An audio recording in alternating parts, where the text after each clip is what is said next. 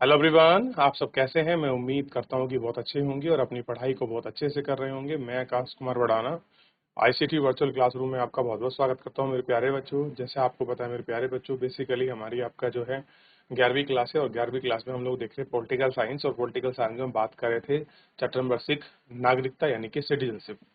नागरिकता क्या होती है, इसके विषय में हम लोग आपका गौर करके पढ़ने का प्रयास कर रहे थे। बहुत सारी चीजों को पढ़ा और देखा कि नागरिकता क्या है, कैसे मिलती है, किन किन चीजों पर किन किन जो आयाम हैं उन पर इसको मापा तोला जाता है। इन सारे चीजों के विषय में देखा। एक आगे बढ़ जाएं। चलिए, बहुत सारी चीजें हम लोग इसमें पढ़ चुके थे, बहुत सारी चीजों को हम लोग इसमें देख भी चुके थे। थोड़ा सा आगे बढ़ते हैं। जो आदिवासियों का था वहां तक हम लोग देख लिए थे। आगे आप शुरू।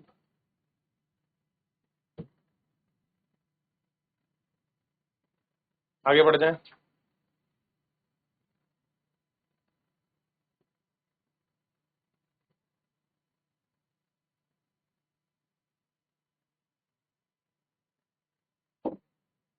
नागरिक के रूप में कितने लोगों को अंगीकार किया जा सकता है, इस सवाल पर फैसला करना अनेक देशों के लिए कठिन और मानवीय राजनीतिक समस्या बनी हुई है। अनेक देशों में युद्ध और उत्पीड़न के से पलायन करने वाले लोगों को अंगीकार करने की नीति है। वे लोगों को अनियंत्रित भीड़ को स्वीकार करना, सुरक्षा के संदर्भ में देश को जोखिम में डालना नहीं चाहेंगे।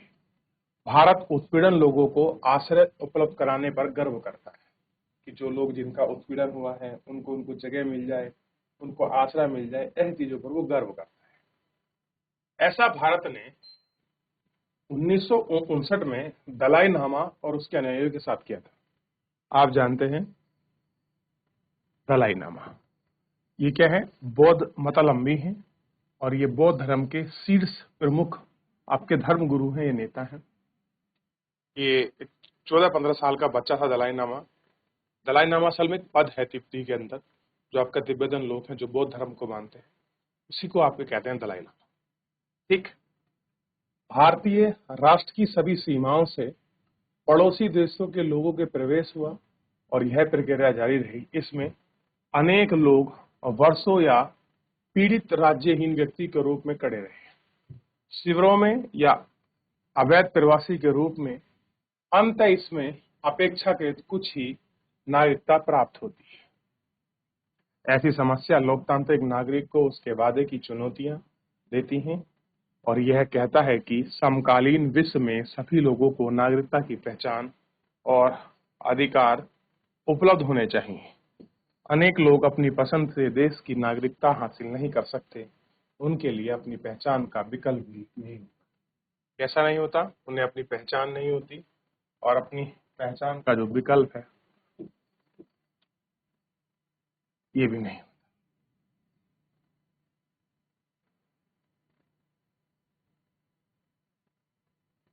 राज्यहीन लोगों का राजस्व आज विश्व के लिए गंभीर समस्या बन गया है। राष्ट्रों की सीमा अभी भी युद्ध और राजनीतिक विवादों के जरिए पुनर्भाषित की जाती है। कैसे होती है? पुनर्भाषित, उनको बार बार रिफॉर्म करने का प्रयास करते हैं और ऐसे विवादों से घिरे लोगों के लिए इनके परिमाण घातक होते हैं।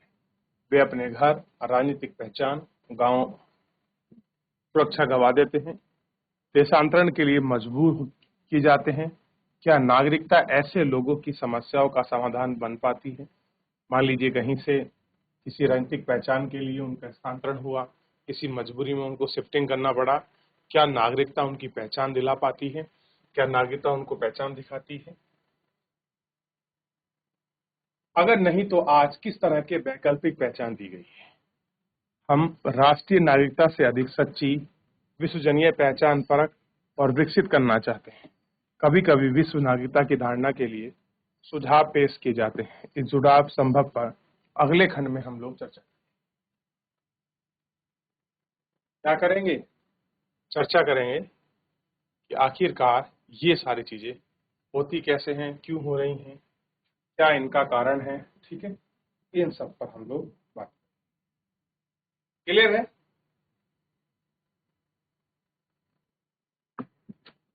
चलिए देख लिया, ध्यान दीजिए, ठीक, चलिए आगे बढ़े।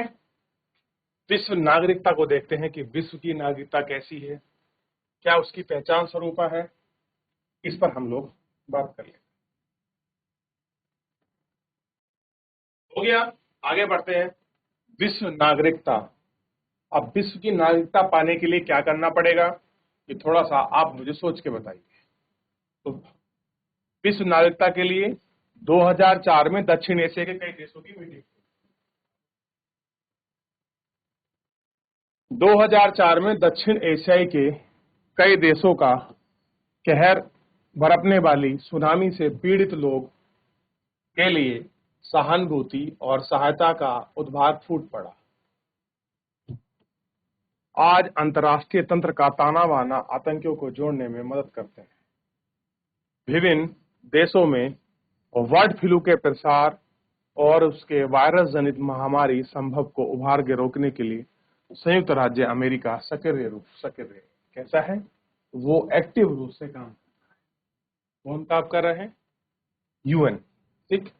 इन उद्धतियों में आप क्या समझते हैं कि वे दुनिया के बारे में क्या बताती हैं और हम क्या बता रहे हैं। आज हम एक ऐसे विश्व में रहते हैं जो आपस में जुड़ा हुआ है। इंटरनेट, टेलीविजन, सेल फोन, नए संसाधन, उनके तरीकों में भारी बदलाव कर दिया गया है, जिसमें हम विश्व को समझते हैं। पहले विश्व के एक हिस्से में गतिविधि की खबर अन्य हिस्सों तक पहुंचने में महीनों लगते थे, जबकि संचार के नए तरीकों में विश्व के विभिन्न हिस्सों की हालचालों को संपर्क के दायरे में लाया गया। हम टेलीविजन पदों पर विनाश और युद्ध कर देखते हैं। इससे विश्व के विभिन्न देश के लोग समझकर सरोकार और सहानुभूति और विकसित करने में मदद मिलती है। क्या करते हैं, सहानुभूति कैसी है, विकसित कैसा होगा, इन सब चीजों में मदद मिलती है और स्टेप बाय स्टेप ये सारी बातचीत आपका सरल करती है कि क्या है, कैसा कुछ है, किस तरीके का हो रहा है, ये हमको इसमें देखने लायक का है। क्लियर है। चलिए आगे बढ़ जाएं। अब देखिए, विश्व नागरिकता का सार्थक दलील देते हुए चाहे विश्व महाकुटुंब या वैश्विक समाज अभिमान नहीं है, लेकिन राष्ट्रीय सीमाओं के आर पार लोग आज भी एक दूसरे से जुड़े हैं। बहुत सारी चीजें ऐसी हैं जो राष्ट्रीय सीमाओं के साथ आर पार हैं, एक दूसरे से जुड़े हुए हैं। वे लोग कहते हैं कि एशिया की सुनामी और अन्य दैविक आपदाओं को पीड़ित सहायता करने के लिए विश्व के सभी हिस्सों में उमड़कर भावोद्गार विश्व में उनके संकेत देते हैं।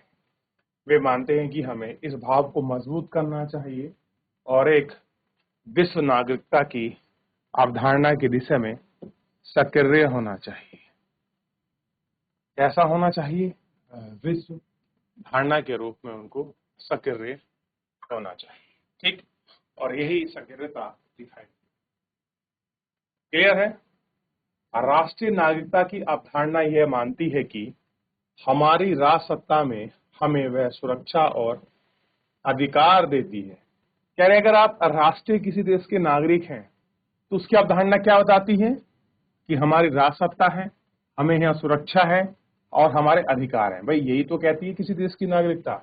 आप अगर भारत के नागरिक हैं तो आपको सुरक्षा देगी, सुरक्षा के साथ आपको राइट्स देगी, आपको कैसा लगेगा सब कुछ हमारा अपना है।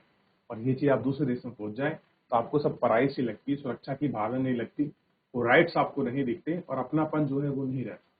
इसलिए तो कह रहे हैं ये सारी चीजें कैसी होती हैं, ऐसी कि हम आज विश्व में गरिमा के साथ जीने की जरूरत है, लेकिन राजसत्ता के समक्ष आज ऐसी अनेक समस्या हैं जिनका मुकाबला वे बल पर नहीं कर सकते। क्या इस परिस्थिति में राजसत्ता द्वारा दिए गए व्यक्तिगत अधिकार लोगों की स्वतंत्रता की सुरक्षा करने के लिए पर्याप्त हैं? क्या मानव अधिकार और विश्व नागरिकता की अवधारणा की ओर बढ़ने का समय आ गया है? ये सारी चीजें जो बढ़ने का जो समय है क्या वो आ गया है? बताइए ये सारी चीज।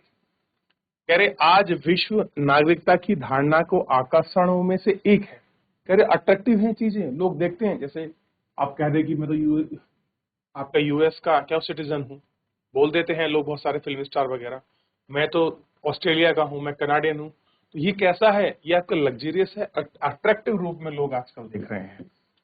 ठीक, इसे राष्ट्रीय सीमाओं और उन समस्याओं का मुकाबला करना आसान हो सकता है जिसमें कई सरकारों और लोगों को संयुक्त कार्रवाई की जरूरत है। उदाहरण के लिए इससे प्रवासी और राज्यहीन लोगों की समस्या का सर्वमान्य समाधान पाना आसान हो सकता है। कैसा हो सकता है, इन सारी चीजों करने का जो कार्य है वो आसान हो सकता है, या कम या उससे अधिक बुनियादी अधिकार सुरक्षा सुनिश्चित की जा सकती है। कुछ बुनियादी अधिकार हैं और कुछ सुरक्षा की जा सकती है, चाहे वो इस देश के हों में या रहे। पिछले खंड में हम देखा है कि एक देश के भीतर एक समान नागरिक को सामाजिक आर्थिक असामान्यता और अन्य मौजूद समस्याओं का खतरा हो सकता है। इन समस्याओं का समाधान अंततः सिर्फ संबंधित समाज और सरकार की जनता ही कर सकती है। इसलिए लोगों के लिए आज एक राज्य की पूर्ण और समानता सदस्यता महत्वपूर्ण है, लेकिन विश्व नागरिक की अवधारणा हमें याद दिलाती है कि राष्ट्रीय नागरिक को इस समझदारी से जोड़ने की जरूरत है कि वे आज अंतर संबंध विश्व में रहते हैं और हमें यहाँ की जरूरत है और विश्व के विभिन्न हिस्सों के साथ साथ अपने रिश्ते मजबूत करें और राष्ट्रीय पहचान को पार करके लोगों और सरकार के साथ काम करने के लिए जुटे। सब देखना होगा कैसे हम जुड़ सकते हैं, कैसे चीजें हैं, एक एक करके गौर करेंगे तो चीजें बड़ी क्लियर और साफ और स्पष्ट हमको हो सकती हैं। क्लियर है, ये हमको देखना है। क्लियर है, आगे बढ़े। चलिए, तो किस प्रकार का हम समाज चाहते हैं, किस प्रकार की हम विश्व की धारणा को लेकर चल रहे हैं, नागरिकता का रियल में मीनिंग क्या है, ये हम लोग आपका देखना और जानने का प्रयास करेंगे तो चीजें बड़ी आसानी से सही क्लियर हो जाएंगी। हो गया, आगे बढ़े। तो हमने इस तरीके से थोड़ा सा देख लिया, इस अवधारणा को बात करी। ठीक है, चलिए। तो बहुत सारी चीजें थी जो हमने इनको देखा, समाज के पिछड़ेपन और उसकी सीमाओं को, इन सारी चीजों को देखने का प्रयास किया। फिलहाल जो है कुछ और चीजें पढ़ना चाहते हैं आप, इस चैप्टर में इन साइट पर जाकर और अच्छे से जानकारी प्राप्त कर सकते हैं। फिलहाल आज के चैप्टर में हम लोग इतना ही, मिलेंगे नेक्स्ट लेक्चर में। तब तक अपना ध्यान रखिए, स्वस्थ रहिए, अपनी पढ़ाई को बहुत अच्छे से करते रहिए। मुझसे जुड़ने के लिए आपका बहुत बहुत धन्यवाद।